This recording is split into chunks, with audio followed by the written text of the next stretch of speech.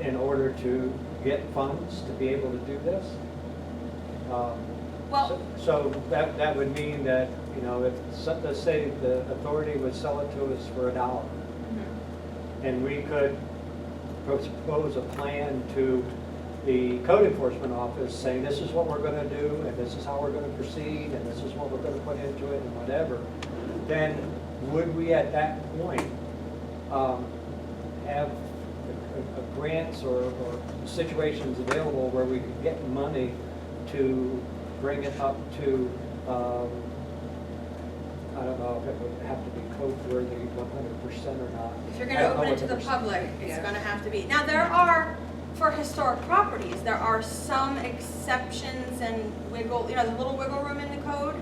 Like you've probably seen around town, you probably have some handicap access ramps that are a little steeper than they're supposed to be, or, you know, handicap access where it happens around the rear of the building rather than in the front. Yeah. Those are sort of exceptions that can be made, but generally speaking, you know, yeah, if you're a nonprofit and you're opening this building up to the public, it's going to have to be. Well, I'm thinking along the idea of what they did to Alcatraz. That was vacant for years and years. Then they turned around and they started giving tours, and people were staying in it, and they painted it, did all kinds of things. I was thinking that would be an income-generating situation. I don't know if it would be a large amount, but still, it would be an income generation vehicle for whoever would own that, and give tours of it and whatever. I've been in the prison since the fire, and the only part that was touched was left wing. Yeah. And the right wing and the roofing work that was done to keep it so no more damage would happen, so the insurance company doesn't have to pay out any more money. That's just what I'm observing from going by there. And that it is quite usable in the areas on the right side of the building. Control is available, the whole right wing is still available. Downstairs where the girls were is still available. That was just water damage and stuff. So I don't know if they're looking to get huge amounts of money so they could build a brand new prison somewhere, or work with the prison facility that we do have, because it's costing them an arm and a leg to have them sequestered down at Cole Township. Ownership, I'm not sure I'm going to answer the whole question, but ownership is a great way to control what happens to something. It's not the only way, but if there is an entity that can own the property, it's easier to control what happens with it. But we still have to make the designation if we're going to form a nonprofit entity to own that piece of property, or look for a corporation that may be interested in owning the property. Right. Taking ownership of it. Right. We And still have to decide which path that way we would You want have to to go. decide, and I think that might take a sort of more detailed feasibility study, you know, like we talked about that, where you sort of really want to explore those options and not make too many assumptions about, you know, how that might work. There's a question in the back, yeah. Looking at the most basic, where do we go from here? The most basic. If I understand you correctly, it would be good to either create our own 501c3 or find an umbrella that currently exists and ask them to adopt this as part of their mission. Am I correct? I think that would be a great first step. Now, establishing a new nonprofit, some of you might know this, it's really a lot of work. And a lot of grants aren't available to nonprofits until you've been established 3 to 5 years, just because they want to make sure you're going to survive. So I would recommend seeing if you can't find a partner to work with who is established. You can start a new one. It's just it's a daunting it's kind of a year's worth of paperwork, really, Yeah. and then paperwork that you have to do every year. So if you can work with somebody else, that's great, because then the nonprofit, even if the nonprofit doesn't end up taking ownership and trying to rehab it, they can at least get the little grants to get the process moving forward, probably. Some of them, like our grant, you don't have to be an official, you don't have to be organized as a nonprofit, but most people only want to give their money to 501c3, you know, for their own tax and stuff. So your money can go to community groups?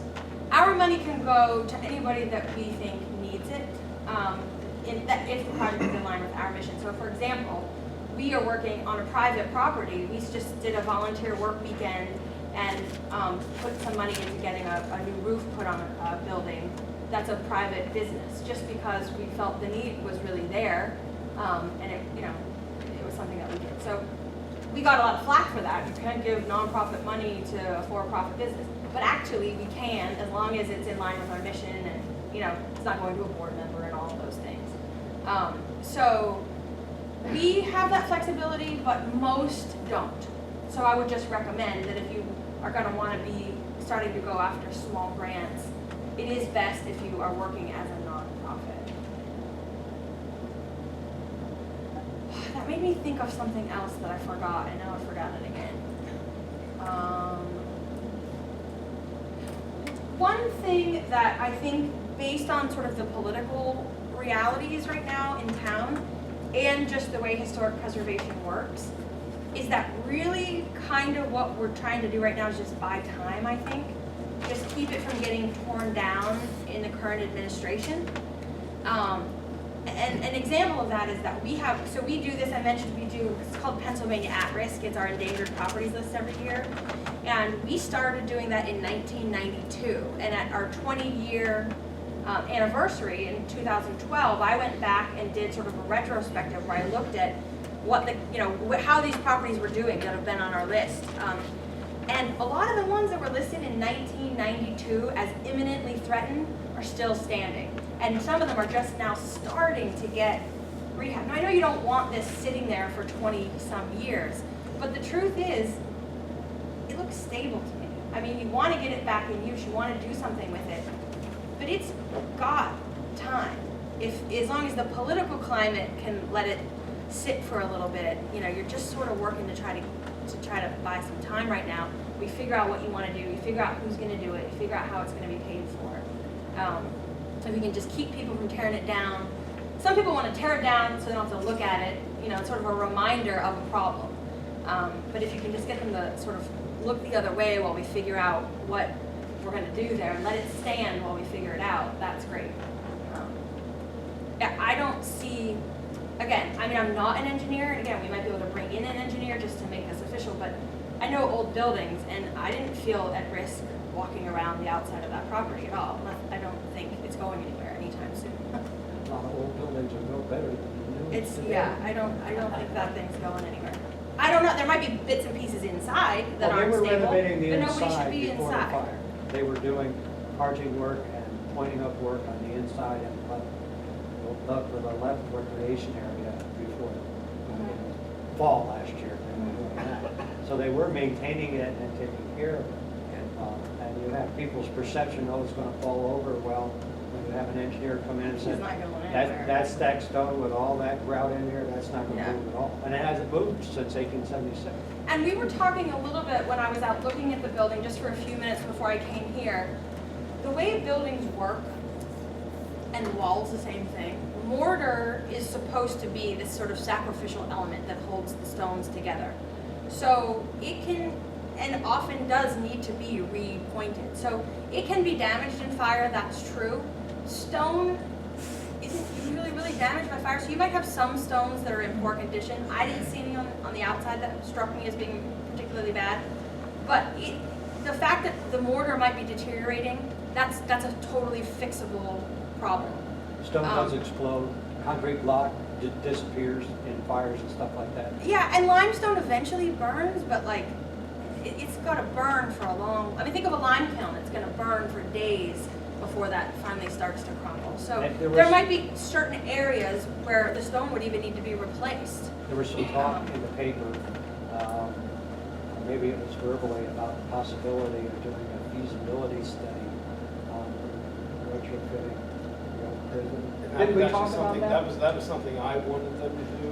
We had our consultant had quoted some pricing. It was approximately $30,000. Right.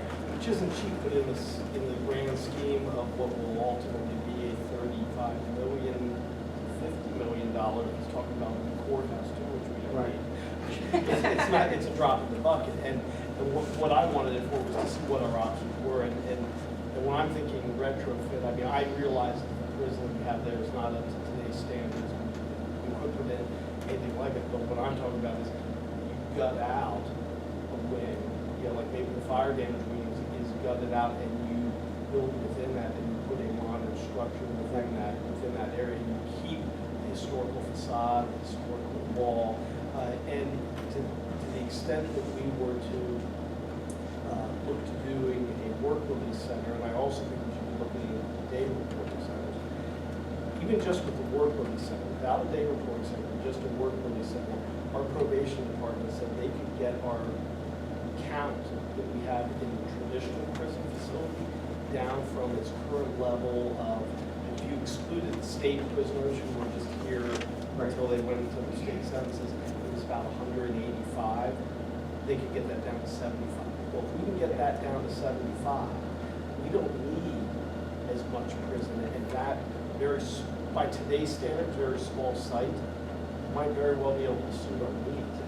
And even though it is more expensive in a prison context to build up, which in a residential context it's cheaper.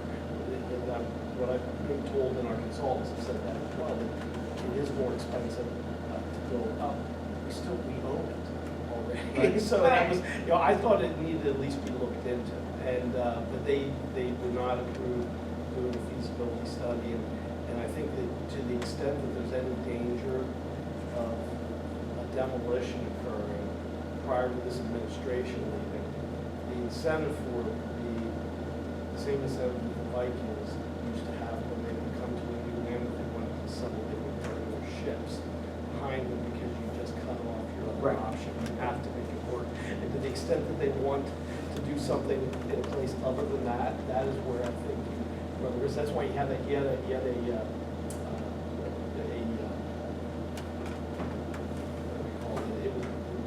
piece of equipment. It was to push in the front facade of it the one day. Our local code officer had to run him off of the site, and he was down there with it, and he was claiming to the prison board that he had been told by the code officer that this was a danger. The one term was a danger, could fall over onto the site, and they never said any such thing.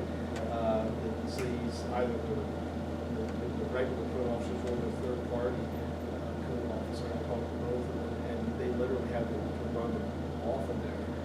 As he wouldn't push it in, and I'm convinced that it was because once they've done it, if you do enough damage, Then now that becomes where you option can't is go an back. option, Yeah. and it's not an option. But as far as the way it exists now, if there was a way that would be acceptable for using parts of right wing, or actually where they used to have them in work release, that was pretty well burnt and handled and gone and stuff, to hold them for work release for the county, even if that part could be approved to be utilized, that would go a long way in reducing the cost of what being paid every day down at the Full Township. Because that's expensive, as explained to me. It's really expensive. So if there was a way that we could push and get the powers that be to get moving on the decisions necessary.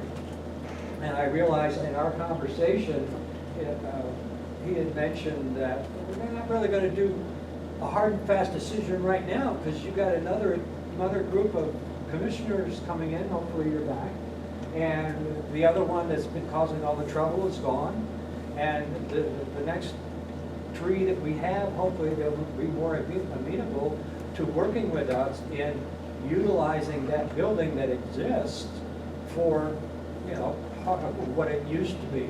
Yeah, I think I think that it would be absolutely great to explore that option, because I think, like you said, the way the prison system works differently now, but that's not to say that while preserving the sort of character-defining features of the property, especially as seen from the ground, that's not to say that there's not a solution in there. Just, again, not that it's necessarily a rehabilitation project, but if, for example, like a lot of hospitals are sort of privatizing now, but still used as public hospitals. if, for example, someone wanted to come in and do that with the prison and use the tax credits or something, it's quite possible that as long as the sort of, that they could totally rebuild that wing, brand spanking new up to current codes, and that be considered a suitable rehabilitation. When you acquire a property, you get to take it in the condition that it is, and you don't have to take it back to something it was. You get to you just have to preserve the character-defining features that remain and move forward from there. So if the plan is all that remains of that, of the property, that would probably be all that they had to, and they could build a brand new wing and keep the old wall or something. Yeah. So there's a lot of variations on solutions that I think it would be great to explore. And I think that, my opinion is, again, it sounds like delaying any decisions would be good at this point. He's made it clear he wants everything signed sealed. Yes. He saw this, he Of said. course. I just heard a very interesting comment today at work from someone who lives by this, has property by this person, and said she doesn't know what the heck he's thinking because he had perfectly good sidewalks at home that he just tore completely up. So to him, if he's willing to tear up completely good sidewalks on his own property, he's not gonna blink twice. You can't. There's no building For the permit. life of me, when I read the paper about all this rhetoric that he puts on, for the life of me, with three of you guys, I'm gonna be blunt. Why can't the two of you guys rein this while I'm not there? Because there is two that have the backbone to do that. The other one is essentially, I refer to him as his puppet dog.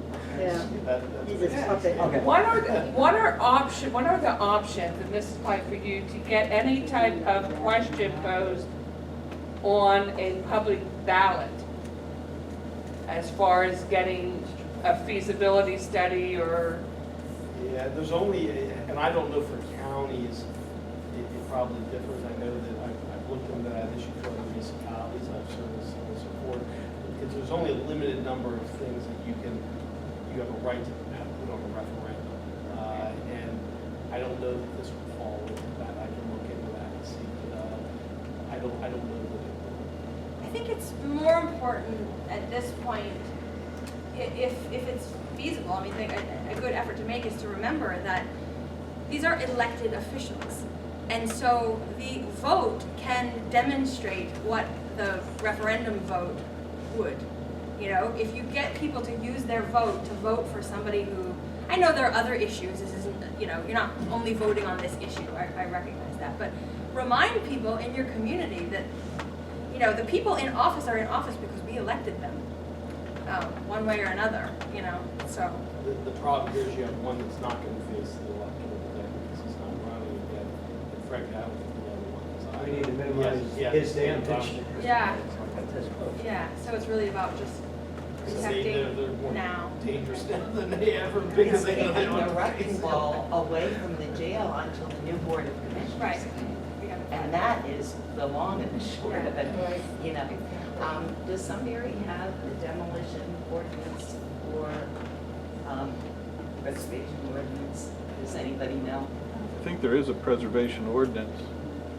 You just have to look in the city code and see there's a historic preservation ordinance, but I don't know how far that goes into detail as far as what's allowed, because you do have to go before the Historic Preservation Board to get permission to I'll do look work that up. within We have that, well, not we, the state will have that on file. There's also a demolition ordinance, but I don't know how specific it is. Like Okay. traditional demolition. Somebody on the city council? If someone in this room can get their hands on those ordinances, I should be able to get my hands on the historic preservation ordinance. But they're not always in the state file. So if someone can do that, that would be really helpful for us to have, just to know what tools do we have. Because maybe the city just needs to enforce an ordinance. Well, obviously, the code enforcement officer enforced them. Is already saving us on this. Yes, he already saved us Yeah. once. Yeah. But Well, I think what saved us was that property wasn't cleared back to the county. Fire marshal was still on scene, and that's what enabled the code to say I we see. need to be off because the investigation was not done Yeah.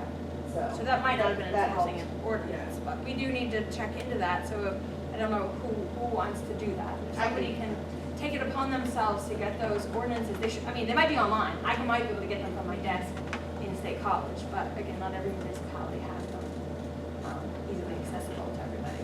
I would imagine that the city, I mean, could talk to Dave Singh, or the person in charge of doing that. Is that whoever on the city council is in charge of that part? Because they've been buying properties and condemning them and tearing them down as part of the neighborhood blight for the last 4 or 5 years. And that's another real issue, is that we, although I say, you know, we want to sort of drag our feet, and we don't want this to become or make its way up the blighted properties list. So whatever sort of can be done to maintain that property, it would be great if we could. Again, I mean, I know they've stabilized the inside, we don't have access to the inside, but even as far as sort of keeping it looking nice on the outside, that's gonna help, you know, keep people from moving it up the blighted properties list. I was just gonna say, I'm not sure how well supported this is by city council exactly, but I do know that the mayor did send a letter to the county saying that they, to in essence try to protect the property. Yeah. Great. Is there any Which is good, I think chance that's one organization. that the city wants it? Is there any chance that the city wants it? Would the city take it? Not like by eminent domain take it, but like if the county was like, oh, we don't know what to do with this, the city would be a great receiver to hold it while we again figure out who could buy How do it. they don't decide? I'm on city council, so I'm only one of 5. Mhm. I won't say this publicly. It would have to come to full council. Us as a full council have not had anything properly at full council that we've discussed yet. So I'm not saying there hasn't been some private meetings, but as a full board, there's nothing been discussed. And you think that it would be, like this committee, for example, could come to the city and say, here's our concern with the city, and make that sort of request of the city, is that what you're saying? They can come, but like I said, I'm only one of 5. I Right. can't tell you how the other 4. But at least to get it officially on their radar, that might be a good It's thing to been do. all on all of our radar. Yeah. And now, just so everybody knows, he's one of my bosses. I work for the council. Okay. So I'll abstain for anything that voting that involves that. But I'd like to see it in the city, whether that's at Celotex or here at the current site. So I want it here in the city, period, you know? Yeah. And if everybody knows, we are down police officers. We have no money even for that. So even if somebody would say, here, you take care of this, I don't even see how we're gonna have the money to even cut the grass for it, to be honest with you. Okay. And to add to that, I think that's the biggest fear in the community in general, that there's several, like there's a city and there's a couple nonprofits that they all have significant projects right now. I'm sorry, I owe information to you, and call back to each of you. And I will do, after I have to get my son off to a scout meeting, and Okay. we're running into. Thank you for coming out tonight, though. Thank you. Thank you. And certainly give me an update on any other discussion you have. Absolutely. Great, I'll be in thank touch. you. Appreciate it, thanks. Thank you. Thank you. Keep me in the loop. Thanks. So there's a couple of organizations in town, but who don't want to speak up, I think, because of the fear of somebody saying, oh, well, you're in favor of keeping it, well, then you can take care of it. And I know that there's a couple nonprofits that's their concern. I think that's the city's concern as well. It's like, this could be a massive expense and a lot to wrap Right. your arms around. And the very real truth, whether you want to hear it or not, is you got to find somebody who's going to take that property. You know, I mean, we can fight all day long that somebody ought to do something with it, but until we find somebody who's going to do something with it, you know, we're sort of spinning our wheels. And so the reality is, you know, we need to either sort of build that nonprofit or build that capacity at the city, or find how to make this feasible, or find a potential developer. And again, developer in preservation is usually like a bad word, but there are good developers, you know, it doesn't have to be, it could be a developer who wants to reopen it as a prison. It could be a developer who wants to do sort of an attraction, a historic attraction of some sort. I mean, I don't love these things, but there are haunted attractions that make millions of dollars a year.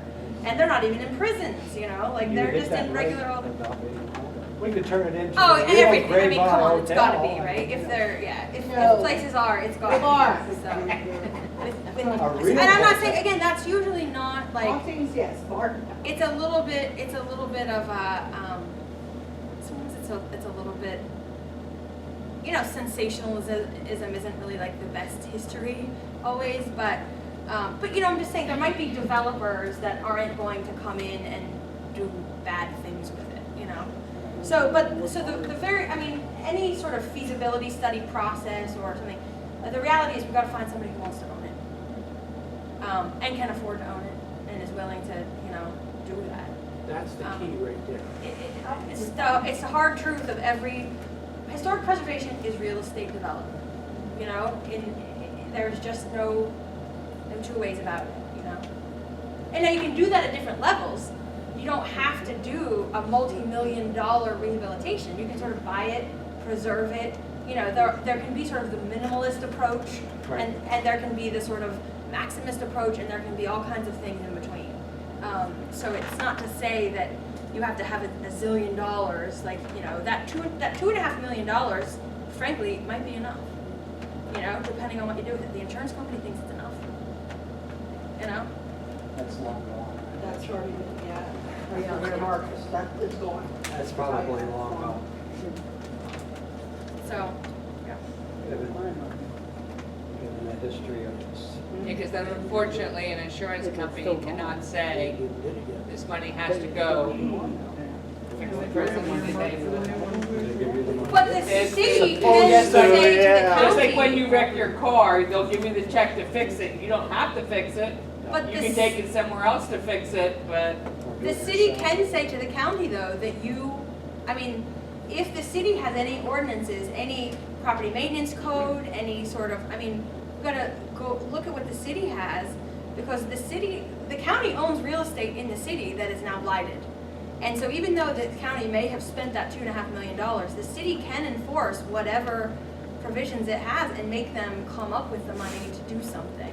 Now, again, doing something might be bad. So, you know, sometimes you don't want to push Just that. let me elaborate on that. We've been Yeah. going after a lot of blight. We've been getting them through the courts. We put them up for sale, the highest bidder gets them. Yeah. And that's what'll happen. The highest bidder will get them. What happens to it, happens to it. Yeah. Well, We have isn't put- there, I think, you're talking about though, it's the ordinances, not like necessarily the Well, I- development authority. Not that I've talked to Rick Reckner's the head of code office, and not that I've discussed it that much, but I know we're pretty wide open when it comes to blight. It's either a blighted property or it's not. The court says yes or no, and then they say, yes, we take it, sell it, or demolish it if it can't be. That's through the redevelopment authority though, right? Yeah, but we sign off on it. We're the ones that vote on those properties. So there's a plus and a minus to that, obviously. The minus could be, well, a couple downsides to that. One is that could force demolition. Two is that could get it in the hands of not a good developer. But the upside is that could mean that you guys could get it for $5. You know, if you have a plan and the capacity to do But, something. yeah, with that then, isn't there like a 30-day, that you have to submit a plan? You have to submit a plan of what you're gonna do, et cetera, et cetera. It's not gonna go for $5. Yeah, The real estate. that'd be you a know. false hope. But the demolition cost, realistically speaking, also of that property is going to be high. Yes, See now, and Dale's a construction guy, and I don't know this. To me, a stone's a stone, a brick is a brick, but they say them brick things over are worth a ton of money. They're worth, that's a lot of tons If you're of really stone. I gonna mean, they're demolish worth, a building, you take stock of everything in there, you go through and mark it. This is salvage, this is trash, this is salvage, this is trash. And previous to that, you contact people that are looking for bluestone or granite, and say, okay, I have so many tons of granite available, what's your bid? So when you demolish it, or there's sometimes they even come in and they'll demolish it for you and Right. take and haul the stone away and write you out a check. it is alarming how low demolition bids are sometimes because they calculate in the salvage value. So there is a possibility that has some salvage value. Moving stone is very expensive, cleaning it, so, you know, getting all that mortar off so that you can use them for something else. The labor to do that is going to cost a fortune, even if the stone is worth something. A lot of times that's not an issue. They take the stone as is and they haul it away and their crews take off and work. but that's what she's saying. The value of it isn't going to be as high as you think it is, because they're gonna have to, they have to, even though they're cleaning off the mortar, they're still paying the labor to clean that stone to do something. Right. Now, Yeah, sometimes that's all that's just, they're just so- keeping their figured crew in the busy bid. over the winter or something. Not unless you want I to don't take know how hammer and that chisel works. to yourself and get it Right. clean stuff. I think But, that, you know what I mean, they're, yeah. It's all figured in. There in might how you be bid it. some salvage value and the land might be worth something. I don't know the market around here to know what that would be, but I think that, I mean, it's a very real possibility. It's gonna be a demolition nightmare though. You know, someone would have to want that pretty bad to get in there and take that thing apart and sell the stones. And we know someday, Yeah. We do see that, we see it happen, especially with steel structures. I mean, there's metal's worth a lot these days. We do see sometimes where the demolition, the salvage value is high. Stone, I mean, steel is down. very expensive to move it. But. So what else do we want to talk about? Yes. I'd be interested, for the record, in knowing exactly who has been approached about this property, if anybody. Been approached, for example, you had mentioned that, you know, that there were nonprofits or whatever, and said, you know, oh, that's, you know, we don't want The to. Historical Society has made a comment that they do not want to see it demolished, however, they do not have the means to support the project. They, I would say SRIs, it's kind of said similar things, but neither has made a public statement. right, they haven't made a public statement. Oh, they have not They made. have not made public, the Historical Society made one public statement, and that was back in February, and honestly, I can't even tell you exactly what to say. I have spoken to them off the record, and from the one person, they said that, no, he's like the vice president or something, he said, we don't want to see it demolished, however, they don't have the manpower or the means to do it. So, am I naive in thinking that if you have a plan and you have your information, that they're approachable because they haven't made a public decision? The first challenge is to get them to make a public decision that they don't want to see it demolished. Both of those organizations. I think nobody wants to put out, nobody wants to step up first. Well, when our councilman here said that nobody officially came, I did officially go to the city council Oh, meeting did to let you? them know what we were doing, and they all gave me their blessing. Yeah, what, But no one's made us what I was ask, talking I about, think, right? nobody's officially come to us and sit down and give us any proposals, Right, or right. anything like that. Right. Nothing. Because really, I don't have anything to propose. No one has anything to request I can't yet. get answers from the county, but how do I go and propose, like, why nobody will answer? So that's what I mean, believe me, every other day I go through, let's put the shirt on, let's burn it tomorrow, okay? And that's probably where I'll be tomorrow, because right now, I'm just sitting here. I know, I'm probably making you feel hopeless, and I don't mean to do that. No, but I mean, I'm doing the best that I can with what I have. We can't get answers, you know, and I find it to be utterly ludicrous that I'm a constituent of an elected official, and they won't talk to me, So, you know? let me- And I've had to use Linda Culver to try to get a meeting, and then he lied about that, so, yeah, Well, that's that's- banging my head against the wall, you know? that unfortunately is a sad reality. That's why I said it's almost Yeah. like